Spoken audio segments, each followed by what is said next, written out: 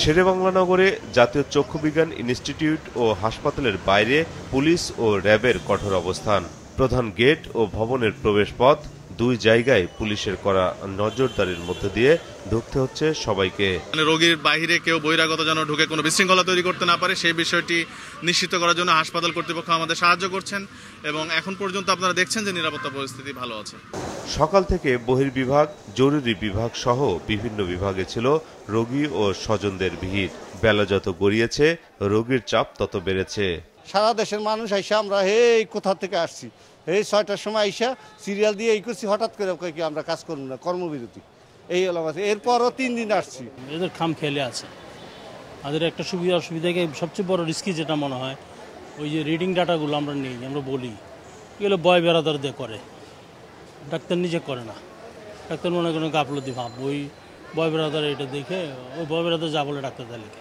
1 সপ্তাহ ওষুধ খাওয়ানোর পর আবার 2 সপ্তাহ পর আইতাম গেছি। 2 সপ্তাহ তো ঈদের দিন গেল, তো 2 সপ্তাহ এনে আইসকে আইসিছেন। হাসপাতাল কর্তৃপক্ষ বলছে জুলাই আন্দোলনে আহত 54 জনকে অনেক আগেই ছাড়পত্র দেওয়া হয়েছে। ঈদের ছুটিতে 51 জন বাড়ি চলে গিয়েছে। দীর্ঘ 10 মাস হয়ে গেছে, 10 মাস ধরে আমাদেরকে ট্রিটমেন্ট দিয়েই আসছে, কোনো ট্রিটমেন্টে আমরা উন্নত কিছু পাইনি।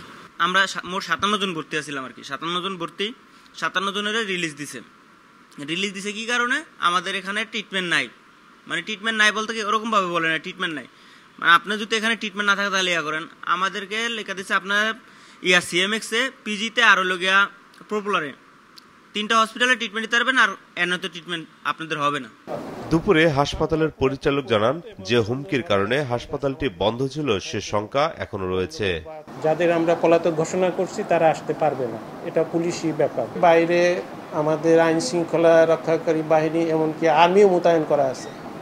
তাতে বোঝা যাচ্ছে যে আমরা কি পরিমাণ শঙ্কা ভিতর আছি, মানে পুরাপুরি নিরাপদ আমরা এখনো নয়। গত 28শে মে হাসপাতালের চিকিৎসক নার্সদের সাথে জুলাই আন্দোলনে আহতদের সংঘর্ষের জেরে নিরাপত্তার অভাবে 29শে মে থেকে হাসপাতালের চিকিৎসা সেবা বন্ধ করে দেন ডাক্তার, নার্স, স্টাফরা। 18 দিন পর আজ আবার তা চালু হলো। মাহমুদুল হাসান, মাছরাঙা সংবাদ, ঢাকা।